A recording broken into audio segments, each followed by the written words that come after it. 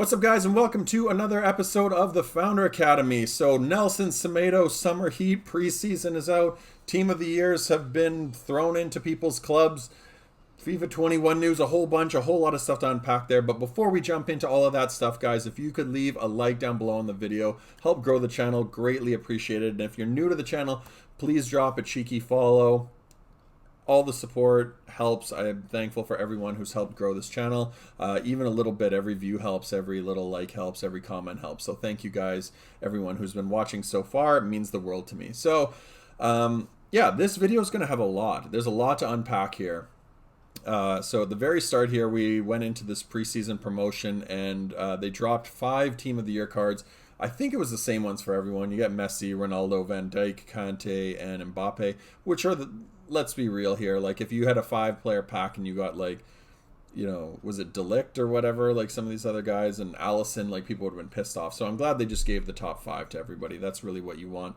It sucks that they're only loans, but those cards are in almost every single team. It's really, really annoying. So the gameplay, we'll come back to the gameplay in a second. But essentially what you guys are going to be seeing is me doing the Nelson Semedo objective. This is a Division 5 game. Like I said, we'll come back. So we'll leave that there for now, and then we'll come back to that. So the preseason promotion, so far, big thumbs down for me. So the preseason promotion, essentially what it is it's supposed to be like, here's some last minute FIFA 20 stuff, and you can earn stuff for FIFA 21. The problem is the FIFA 21 stuff is junk. So engine chemistry style, anchor chemistry style, 2 kits that no one cares about, and a 500 5-game coin bonus. I am going to be doing a series in FIFA 21, which I'll talk about later in this video. I don't want to get into it now, but I'm going to show you guys, you know, I'm going to make that series for new players. I'm going to show you guys, you can basically get all that stuff in day 1. Like, you don't even need to do any of this. Unless they have, like, a second part of this, or that's just literally the first release of this.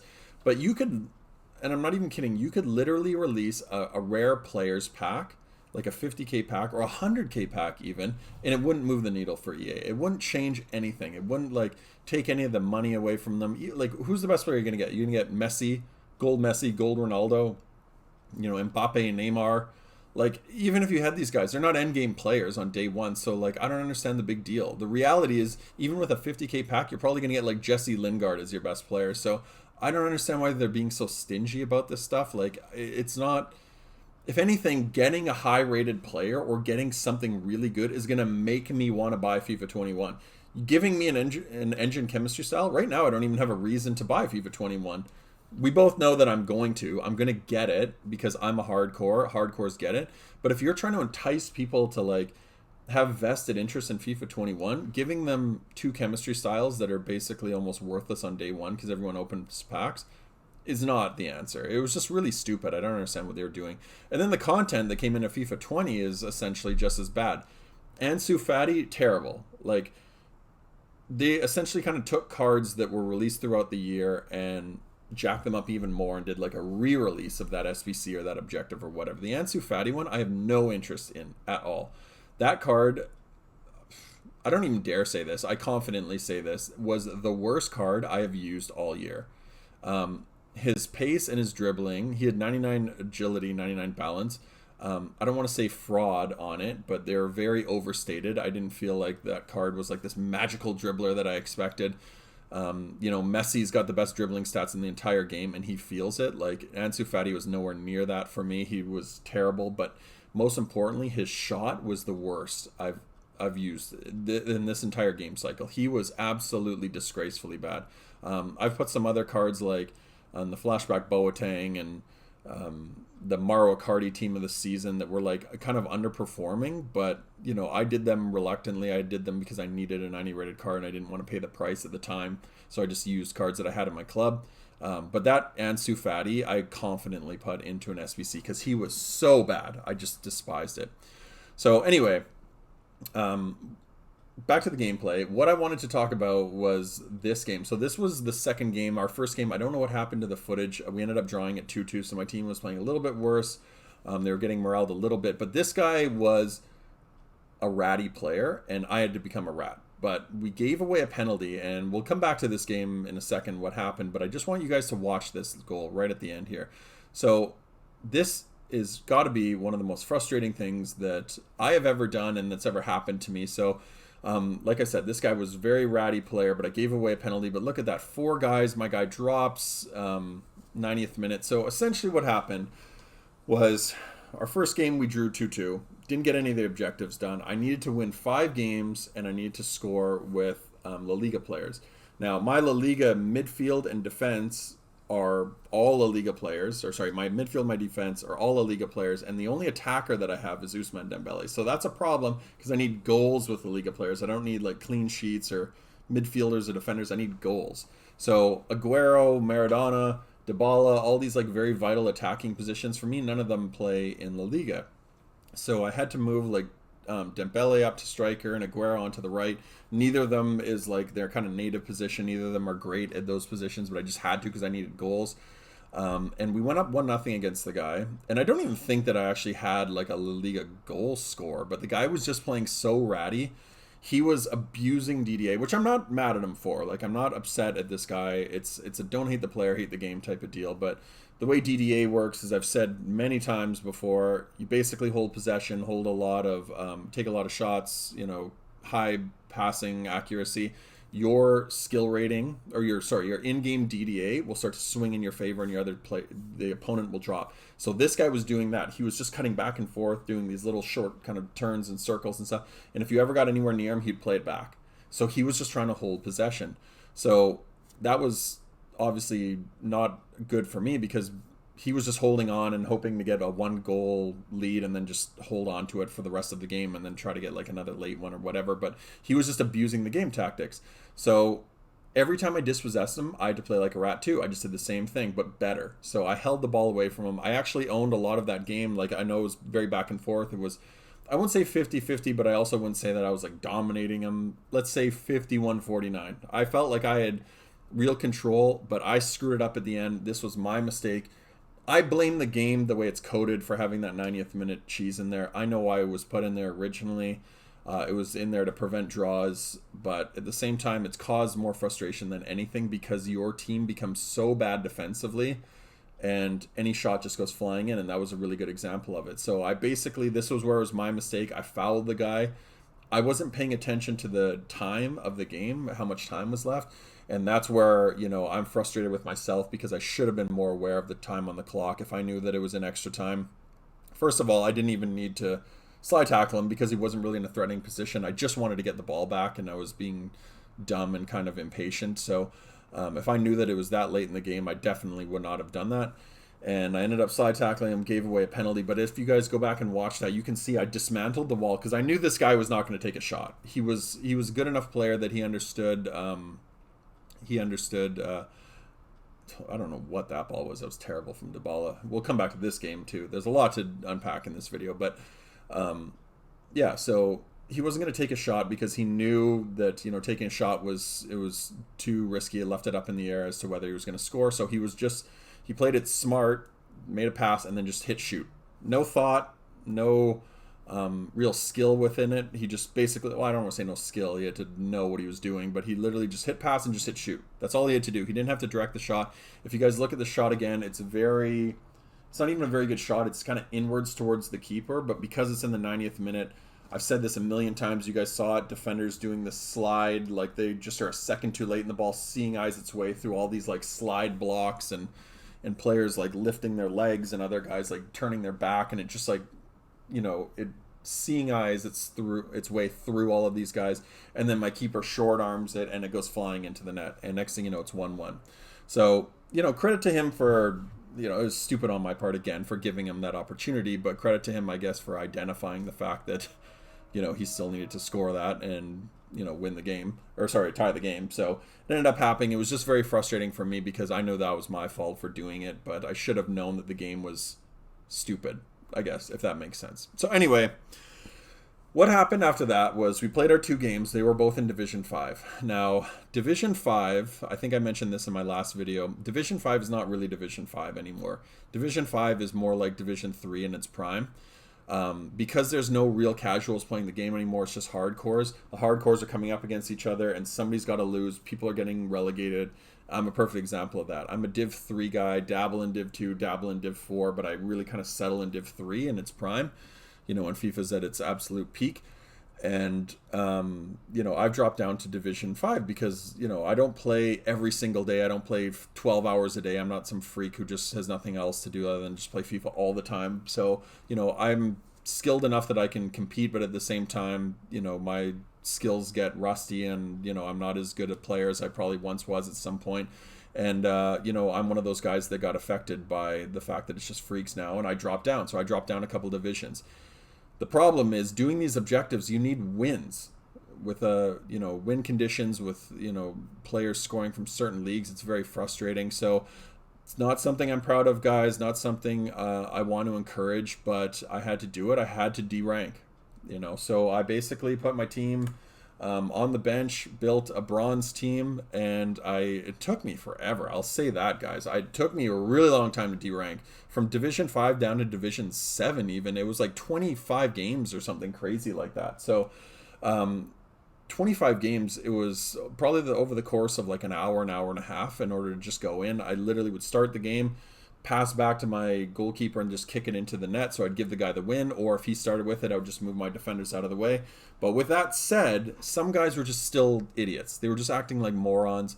They would either pause it and they would try to message me, and I have my messages turned off, so I'm not going to sit there waiting the 30 seconds for this guy to be like, can you let me score with my Benzema?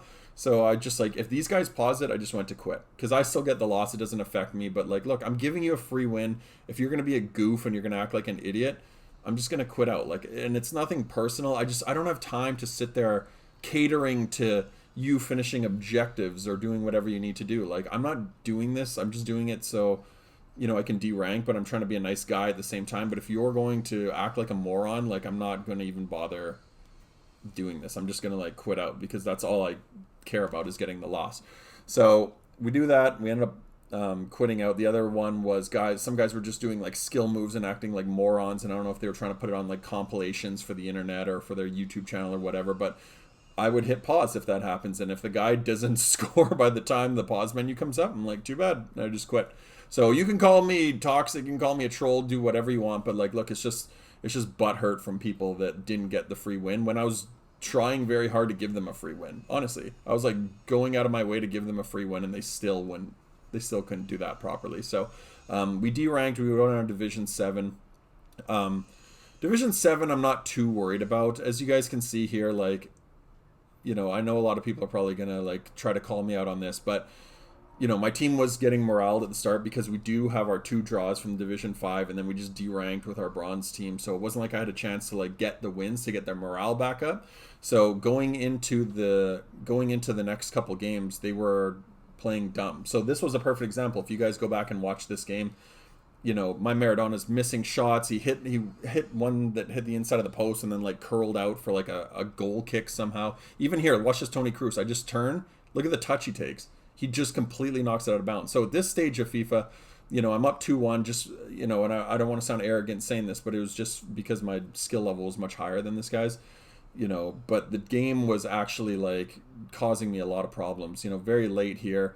I'm actually incredibly lucky that this guy missed this opportunity. That's just the DDA, because I was actually owning him quite a bit, but I was creating the chances, but my players are hitting crossbars. They're running offside.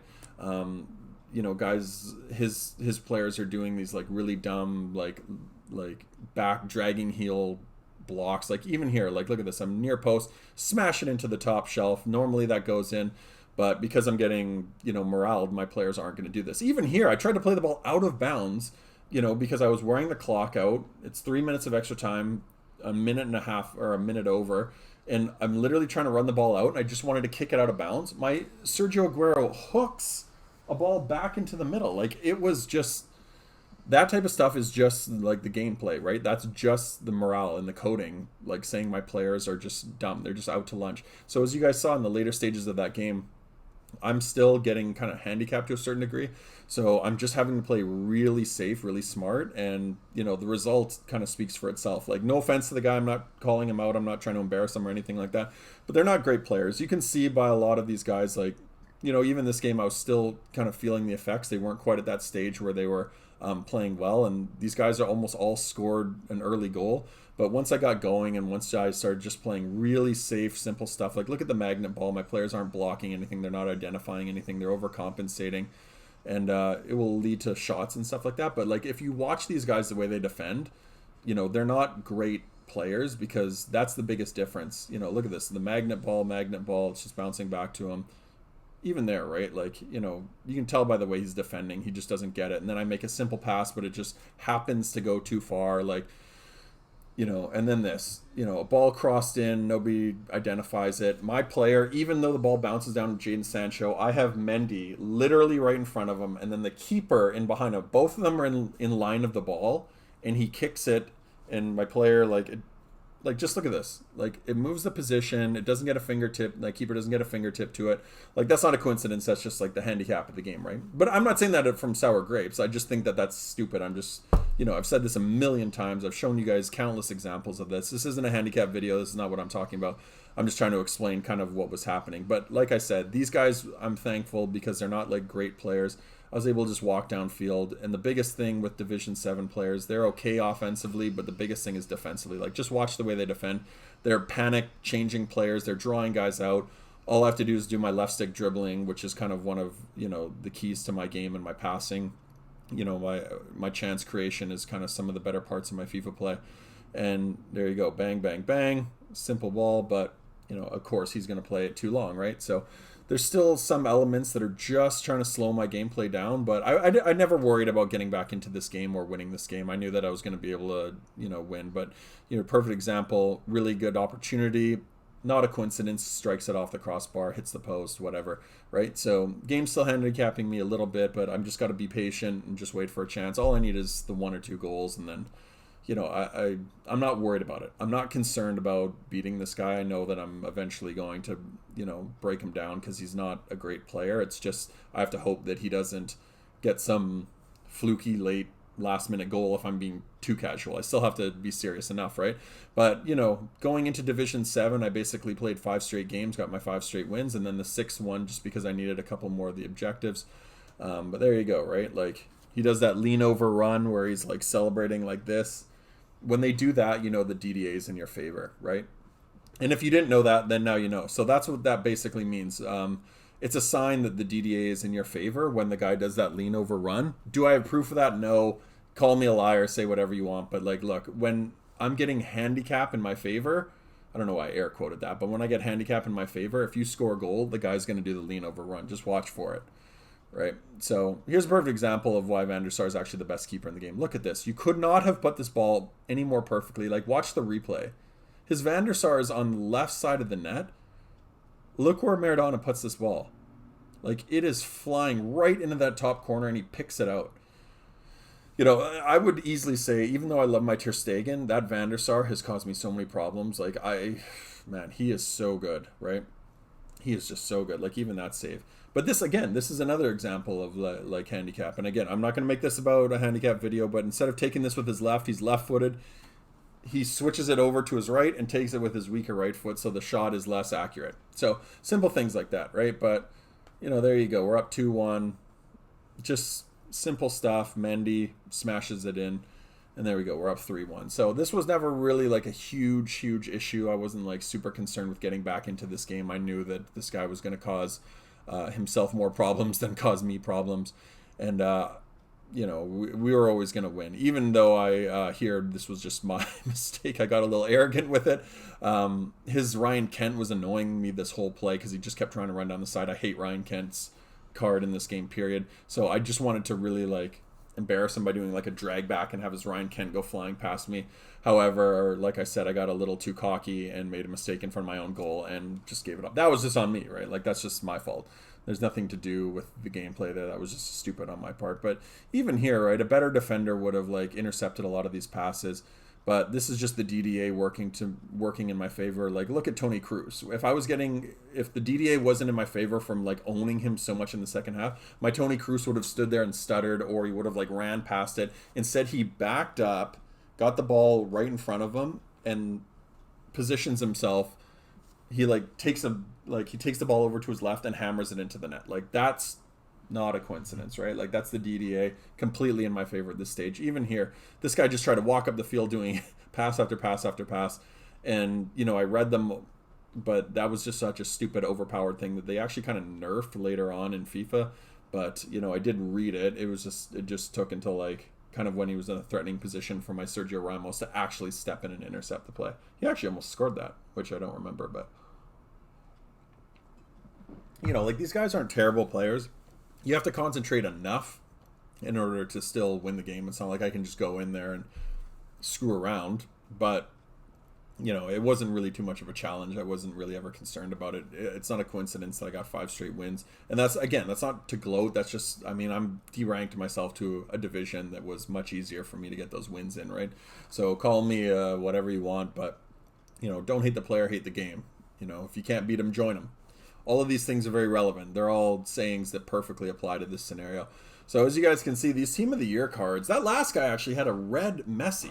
Like a red 99 Messi. I was just like, man, where's my luck? This guy's in Division 7. He's got a red Messi. They need to fix rewards, period. That's a whole video to itself. But honestly, man, like, no offense to the guy. I'm not saying he doesn't deserve red Messi. But like when I'm seeing guys that are top 100 players and they're not even getting red Messis, but yet you can finish, like this guy could not be an elite player. That guy couldn't have been an elite player. Like after playing him, like with that team, it was a very easy win, and he had like a red Messi, man. Like I don't know, I don't know what to think about it. I just think that the reward system is so broken and so screwed up that it's just not at all even anywhere close to the way it should be. Like there's so many cards in this database that like should be going to like players that deserve them or guys that have earned them. I guess I don't want to say deserve because I'm not saying people don't deserve them, but I guess to a certain extent deserve them. Like there's so many guys that kill themselves to get elite or top 100. Like that's a long grind, and instead they give it to a guy who finishes silver 3. Like it's just dumb. The reward system's so stupid. Even this late in the game, like there's just no real reason to play FUT Champs. I'm not even in FUT Champs, so I don't know what I'm talking about. Like I can't even qualify because since I screwed up and let my free 2,000 points for FUT Champs expire, grinding away has been an absolute nightmare. Like in Division 7, I think you get like 20 or 30 points per win, and you need like 2,000 to qualify. So like I'm gonna have to play so many games of FUT Champs in order to get into this. I think I'm at like 15 or 1,600 or something, and it's just been the most tedious grind. Like this is like 3 weeks later. Not that I've been playing FIFA religiously. But I've played enough of it that I thought I should qualify. But man, holy God, is this like a nightmare to get into FUT Champs again? Lesson learned: if you're going to cash in on your 2,000, like make sure that you're gonna play your FUT Champs games, because holy God, was it a nightmare. It's still a nightmare. I'm still not out of it. I'm still stuck in this, so that's why I'm having to play Division Rivals over, because you can't earn points any other way. So it's just so stupid, but whatever. Again, a whole other video. So we come up against this guy. He starts off strong again. I'm just such a slow starter. That's, nothing more than just kind of, I don't want to say a fluky shot, but I guess it sort of is. Like, I don't know too many guys that are going to score that with Bruno Fernandes. I was just kind of a hope and a prayer for lack of a better term. But again, another guy that I just felt really confident against, going into these guys. Maradona, man, like there you go. Almost right away. Might have even been kickoff, but Maradona, man, I don't know what it is. Messi's the best card that I've used all year, but Maradona is so good. Like, there's something about icons, even at this stage in FIFA. There's very few that I actually think are usable, but there's so many that are just good. They're just, like, better than you'd think, right? Like, what they lack in agility and speed, because they didn't really grow their day one cards, right? Like, this Maradona card for, like, a day one card, one of the best cards in the game. And even to this day, has still aged very well. Like, he's 97 rated, so you like to hope that that's the case. But he is just such a good card, even to this day. To be a day one card that you can play on an endgame team, that says something about it. I mean, not all icons are like that, but the one thing that I do say about icons is even if you use, like, Gary Lineker, for example, his card, it might not be fast, it might not be agile, it might not have, like, the meta traits that you really need, but what it lacks in those departments, it's going to make up for in, like, its just its technical ability. And a good example of that is my Thierry Henry. Thierry Henry doesn't have the agility, he doesn't have the balance, so I don't play him because he doesn't have that kind of quick cut back and forth. And as you guys can see by a lot of my gameplay, I need guys that are very nimble, very agile, have really good balance, because like this, right? I like to left stick dribble. Thierry Henry can't do that. But what Thierry Henry lacks in that, he makes up in his shooting and his power. You are not going to knock Thierry Henry off the ball. And when you get the ball on his right, if you take a shot, man, that thing is flying in. He hits the ball with so much power. It's probably the best shot I've used the entire year. The problem is you're not going to create your own shots. And in a 4-2-3-1, you need a striker that can create. Like Aguero isn't perfect, but he's very, very good. He's very agile. He's a very good dribbler. He's got a good, powerful, low-driven shot, which I like. That's the kind of striker that I need. I don't take a lot of shots from outside the area. I just need a guy who's got really good movement, just like this. Bang, bang. He can just play a little 1-2 and just really high finishing. That finishing is a really important stat, but if he's got that agility and that balance and that pace, he can play a ball, jet into space, and you can play it back to him and he can just tuck the ball in. That's all I care about for me personally, because that's the way I play FIFA. But for Thierry Henry, if you're one of these guys that, likes to play the ball in behind and you just want to take shots from kind of in and around the top of the area, he is an amazing card. Like, he is just such a good shooter. It's just, if you can, get him to a point where he creates his own shot. I don't know what happened there with Nani, but you need a guy that can create the shot for him because he's not going to create shots on his own. So, yeah. So anyway, like I said, this guy, he ended up scoring early with his Bruno, but, there you go, 6-1. I think it might even have been 7-1 by the end of this, but that red card, normally would have worried me because red cards, as I've said many times, you actually get a swing in DDA. In your favor, but this guy didn't know how to take advantage of it because he wasn't a very good player, and I basically overcame that very quickly by just owning a lot of the possession. The DDA moved back in my favor, and I just started the onslaught, right? So now that my team's at a playable point where I've gotten the morale out of their system, they're back at a very usable state. These cards are just flying against these Division 7 players. They're just pinging passes around, like as you guys can see, bang, bang. Simple 1-2s. These guys aren't, like, they don't know how to defend it because these lower rated players, they just pull these guys out of position all over the place. Like, just watch them chase. Even this guy is trying to cut off passing lanes, but he's very, panicky. He doesn't know what to do. I remember this guy very vividly too because he had that Chris Smalling with the man bun and stuff like that. And that Chris Smalling, I just had that guy on ice skates. Chris Smalling is a terrible card. I don't know why anybody would use him. Like, just a very, very not good, overrated card. This guy did end up changing his tactics because I remember this happened right shortly after. This was just the game going in his favor because I think he just went ultra attacking. So his players just started getting a lot more bounces offensively. So credit to him, smart play. But look at that. Like, that's not anything I did. It's not anything he did. He just basically bombed forward. He might have done one ball roll in there, but it just like warped through all these guys and it gave him a scoring opportunity. So I counterbalanced that by going attacking and just kind of overwhelming him. So it counterbalances his attack and just put him under a lot of pressure. If I let this guy play around with it too much, he's going to get too much in-game momentum going his way. But we both know that I'm not going to let that happen. So I just went ultra attacking, counterbalanced that. It cancels each other out, and it just becomes a battle of who's the more skillful player. And at this stage in FIFA, I'm pretty confident that I'm going to be able to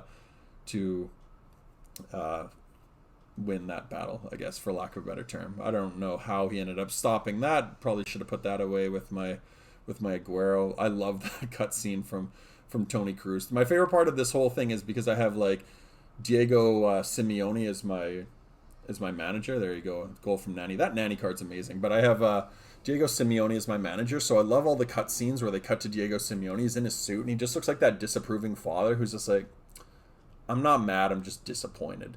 That's the way Diego Simeone's like demeanor looks in game, and I just love it. Like that disapproving father look, like he's just so good. So now I just have to keep Diego Simeone. I put him in there originally because he fit, like, I think I needed him for like the chemistry on the Argentinian guys, and I don't remember if I had like a La Liga or what I had on him, but he was in there for chemistry, but now I just have him in there for bans because he's so good. He's so funny. I don't know why his like demeanor just always makes me laugh, but Yeah, as I was saying, guys, like this guy was kind of pushing for a little bit to get back in this game, but as you guys can see, my left stick dribbling Maradona, the best player of all time in my personal opinion. Just putting this guy on ice skates is Chris Smalling with his stupid man bun flying all over the place. And then I love this tackle. Bang, Eder Militao. Like, that's a mark tackle right there. Like, that's a tackle that I would make in real life, because I like to play center mid when I play in real life, or at least I did when I was in more of my glory years. But yeah, I love a good slide tackle. To me, it's just as good as like scoring a goal. It's just so satisfying. There's something euphoric about putting in that last ditch tackle and then having the guy like fall over you, not to take him out, but get ball first. But when you have a slide tackle like that clean and that perfect, oh man, top notch satisfaction level, satisfaction 100. Stonks. So anyway, yeah, as we go back into this game, this guy's just all over the place. His Dean Henderson actually like held him in this game for a really long time. That Dean Henderson is a really, really ugly player model. No offense to Dean Henderson. Don't mean anything personal by that, but they did not make him. It was not a flattering player model, that Dean Henderson, because he yells. Most of the keepers like scream and yell, and when they show Dean Henderson, he's just like looks really angry. And yeah, that was like, that would be enough that I wouldn't want that card. I don't know why. I just wouldn't want Dean Henderson in my team, because like it's just the animations are very kind of unattractive. So anyway, I think that was it. I think that was the last one that we needed to do. 5 straight wins, and then we get a 6th win that we just needed to get the defender assist, the Portuguese assist, which we got with Nani, and then score one more goal with a La Liga player, which we did with Dembele, and then it opened up all these packs. I ended up getting another win, I think, which has those like objectives where you can get like 10 wins, and every win you get like a 2-player rare gold pack. Like there it is, win number 8 or whatever it was. And we get a 2 rare gold player pack, which becomes important in a second. But the most important part is we do get Nelson Semedo. So the bonuses, or the pros to this card: very quick, very rapid, slight, slender, right? Like he's got that build where he can get up and down the field really quickly. He's got good agility, good balance. His defensive stats are really good. His strength is okay. But the downside is offensively, he's limited. He can make the simple passes. I think I put like a backbone on him, so he has that passing boost too. But he's not going to be that guy that I feel is confident with going up the field. So I'm going to try to get the ball out of his feet as quickly as possible. And defensively, I'm still, on the fence with him. I think he's going to be okay, but I'm not going to put too much pressure on him defensively. I don't think he's going to be the world's greatest defender, even though he's got really high stats in that sense. I'm more concerned with having guys that are just quick, because as you guys know, even though I think EA's nerfed this, wing play was so important, but now with like wing backs, like almost all guys have like 99 paced wing backs, that ball down the wing is not as effective because the wingers aren't the fastest players in the game anymore. The wing backs match them, and it's just a less effective tactic, right? Like I said, I do think EA's nerfed that. I think they've slowed it down so guys aren't just like playing down the wing over and over and over again, but it still is a pretty abused tactic, and it's one that has been stopped for the most part, because you have guys that can compensate when they overrun the ball or they overcommit. They can get back and at least put the winger under pressure, so it's very handy to have, and that's one of the reasons that I am going to try him. I do want him to he slots right into the team perfectly. I can move Dembele over, or I can move De Jong over and start Toni Kroos in the middle there. So that's good in that sense. I can also play with a 4-3-1-2 right out of the gate, and I'm happy about that as well, because that was normally just like a brick slot, I guess I would consider it, just in order to get the chemistry, and then you'd have to go to either offensive or attacking or defensive. But now I can actually play with balance if I need to. It just gives me a 5th option if I want to use that in game. So I'm really happy to have him in the team.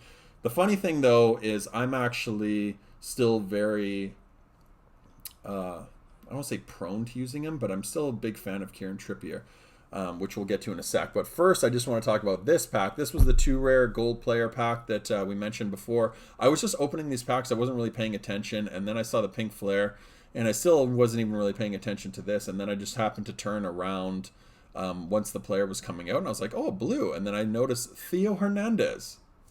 What a great card, like 200k card, which is a lot at this stage in FIFA, because a lot of these guys are just so worthless. But this card was actually one that I wanted to use. Now, I don't use a Serie A team, so it's not like he'll fit in anywhere, but I do want to try him out as a super sub. I have a lot of wingbacks now. We just got Semedo. Theo Hernandez is one that I've wanted to use in my team for a really long time. Not a lot of people have good things to say about him. I don't think he's as good as maybe his card stats say, but, for a free card, untradeable, I'm good with it. I'm fine with that. I'm really happy, actually, because he's just one of those guys that I just kind of wanted to try at some point, but I also don't want to fork out $200K in order to try him. I don't need him. He's not going to fit into my team, and there's way better cards out there for $200K at this stage that can go into at least a practice squad or like a fitness squad for me. So I was quite pleased with that. It was just like a cool little addition, a nice little bonus. I was not expecting it to, especially from that pack. But yeah. So anyway, back to the team. Team I'm really happy with. You guys are going to see it in a minute. The 4-3-1-2. Semedo's going to go in there, but if Semedo doesn't work, the nice thing is that I can take him out and I can put in Kieran Trippier. I have actually been very fond of Kieran Trippier, and that says a lot because I actually packed, as you guys may or may not remember, I packed Danny Carvajal at one point in this FIFA, and I like that Danny Carvajal. I thought he was like an okay card, but he wasn't anywhere near as good as Trippier. Trippier isn't great at anything, but he's very good at everything, if that makes sense. So 90 pace, I think he's like a 92-89 or something like that in terms of his like acceleration and sprint speed, and very, very good getting up and down the field. So if he overcompensates, he feels quicker than he is. I think I have like an anchor on him, so he does have that pace boost, but he just feels quicker than his stats look. There you go, Kieran Trippier, and there we are going to bring him out because I do want to try Semedo, but offensively, he's really good with the ball at his feet, probably the best wing back I have. Defensively, he's very good. He's got that stocky body frame, but he's agile and his balance is good enough that he can turn really good with the ball. He's a very good passer, so offensively he's good, and defensively he can get up and down the field. He can what's the word I'm looking for? He gets back, basically, is what I'm trying to say, but it doesn't really matter. Like, he gets back and recovers. Thank you, me. He recovers when he makes a mistake. So if he gets too far up the field, he can come back and recover and actually knock guys off the ball. At this stage of FIFA, there's some really big strikers, like guys like Team of the Year Mbappe and stuff like that. He's not going to knock them off the ball, but he's going to put them under pressure, so they're not going to be able to just have a free run in on goal. So he's a very, very good wingback. He was very good value. I think he was like 200K at that time. It was a little expensive, so a lot of people didn't do him, and they also didn't think that he was going to be a very good card. But he's been the best right back I've used all year, honestly. Like, I've tried a bunch of other guys, and I keep coming back to him. I was close to putting him into an SBC, actually, but we couldn't. I was just like, I got to use this guy. He's just been too good, and I'm going to regret it. I'm glad I put Carvajal in instead of him. Carvajal actually had a higher rating, so I was more than happy to put a 94 instead of a 90. It helped with the rating for whatever SBC I was doing, but Carvajal just wasn't anywhere near as good as Kieran Trippier in any of those statistics. So I'm hoping that Semedo at least gives him a run for his money, so I can kind of swap them in and out, even if one just needs like a break fitness wise or whatever. But it's nice to have two options rather than none. So a really cool card. I'm really glad that we got Semedo. I'm happy to use him in the team, and we just jumped right into a game here, which is what you guys are seeing now. I think we played 2 games right off the bat because I just wanted to see how he would do. He felt agile. He felt really good, exactly as I expected. Our sample size hasn't been great. We haven't had too many battles with him, but his movement seems fine. Also, again, I don't think it helps that we're playing in Division 7, so we're not coming up against the greatest opponents, as you guys can see there. But, when the ball goes down the wing, I thought that was him there, but he's been really good about distributing. So far his passing's been okay. So far so good with him. The one card that I do want to bring into the team, though, guys, I'm at about 65K, I think, at the moment, so I do need to get up and around that 100K range in order to afford any of these guys. The 3 guys that I have on my radar are Angel Di Maria, who was at about 97K when Summer Heat ended, but once they took him out of packs, he shot up to about 115. Joshua Kimmich.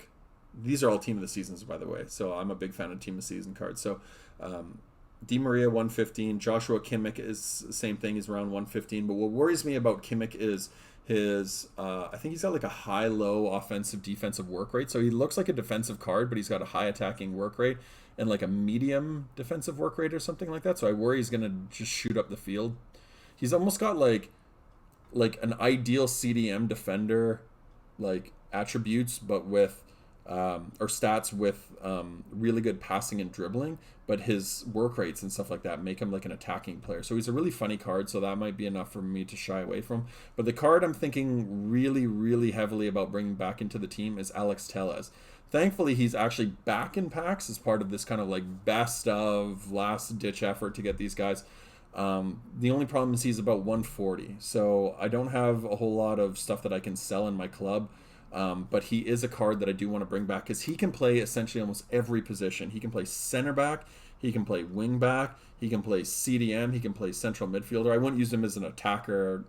I haven't, but I don't think I would anyway. But he plays almost anything from the midfield back, and I don't know too many cards that can do that. Like, he's just been so good in that sense. I really was a big fan of his. The only reason I sold him was when I sold him, he was going for about 400k. Now he's about 140, 150 or something like that. And I'm hoping he'll drop even more because more people are packing him. But I think because there's so few people opening packs and packing these guys, that his price is probably going to stay in around that 140, 150 range.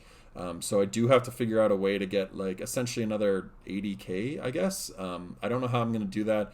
I do have to play some squad battles, but I'm probably not going to pack anything from that. That'll give me like 10, 20k at the very most. So I need to figure out where that extra money is going to come from. But he is probably going to be one of the guys that I do want on my bench with Renato Sanchez and Nani. That Nani's probably the best value SBC of the entire year. He's still one of the best cards. 5-star, but just very agile, very good shooter, super skillful. If you didn't do him, you just missed out, man. He's an amazing card, and he was like 80k or something like that. And then Renato Sanchez, as you guys know, I packed him with the untradeable, SBC's player picks that they had for La Liga or Liga, excuse me. Not that I'm a huge fan of Renato Sanchez. I don't mind him. He's okay, but like I don't really care about having him. But he's just a card that I'm going to keep because I got him for free and he's untradeable. So if I could sell him, I probably would have sold him, to be totally honest with you. It's just I'm stuck with him, so I might as well use him. And he comes on as a super sub if I need relief for Cruz or De Jong. He just comes on and kind of fills the middle there. He's a terrible shooter, not very good offensively, but as a box-to-box guy, he kind of reminds me of a rich man's like Clarence Seedorf. I love that Seedorf card. I kind of want to get him back, but I don't know where he would go. I don't really need midfielders for either of my teams. I need more like attacking players or defensive players for my English Premier League like fitness team, which I haven't really showcased that much in this series. But yeah, that's kind of where we're at. So we're at about 60k. I might see if I can sell some other stuff in my club, get myself up to that 140 range and bring in Alex Tellez. And then, guys, we're pretty much done. Like, I don't really know what else I can get into the team. We'll try to do some of the objectives if there's SBCs that I can do. But I'm pretty happy with the team as is. This is kind of getting late in the video here. I am really happy with where the team is at. I don't really want to sell anybody. The only thing that would potentially maybe make me sell some guys would be if they release like a 98 rated like central Lionel Messi. I do miss Messi. He's the best card I've used all year. I love Maradona. He's the only reason that Messi's not in the squad is because they're the same. They play the same position. Maradona out wide is wasted. Messi out wide's wasted. Neither of them can play striker because they're not big enough. They don't have the weak foot, and they're not pure goal scorers. They're more creative guys. So Maradona's in there. I don't want to get rid of him because he's my favorite player, but I do miss Messi. Messi was just such a good card, man. He's the best dribbler I've ever seen on any FIFA ever. His dribbling is so tight. He just eats guys up. So I do miss the team of the season. I just hated the fact that he was a winger because it forced us to have to use a left wing. And position-wise, I don't like using wide formations. I don't like using formations that have wingers or left or right mid. So I did cave and I did sell him. He actually has held his price pretty good. But if they do release another central card, I need to get a fresh one. For some reason, that's just a quirk of mine that if I'm going to spend a lot on a card, I would overspend because I'm spending so much money. I'm just like, I want a fresh one. I don't want to pay to get a to get a guy who's got a bunch of dumb stats on him. So I don't know why. That's just a quirk of mine. I've always like paid extra to get fresh cards. It's probably cost me a lot of coins throughout the years, but I don't really care. It is what it is. I did that with Maradona. Maradona had a couple that were cheaper, but I got a really cheap one. I was patient and finally found a guy who was selling one that he'd packed. And I don't know if I can get rid of him. Maradona is just so good. He's just got like all the benefits of like an icon, which is like big and strong. And he's not big, but he's strong. He's stocky. It feels like the icons just get a little extra oomph to them, right? There's something about them that they just get a little bonus to them. So even at this stage in FIFA, icons feel like icons. So yeah, that is where we're at, guys. This is going to be the end of the video, though. What you guys are seeing here, just to close out the video, is that 90-plus rated team of the season so far player. I knew that this was going to be crap. There's a lot of junk, but I got sucked into doing it because it was so cheap. But, you know, if you can avoid it, don't do it. I say that, but I'm also a hypocrite because I did it because we get Brazil, striker, Benfica. I had no idea who this was. I was thinking, is Jonas still in this game? And then I see we get this Vinicius guy who I didn't even know existed. I've never heard of him, don't know anything about him. But that is going to be the end of the video, guys. So I appreciate you sticking with me through this whole video. Till next time, guys, take care. Peace.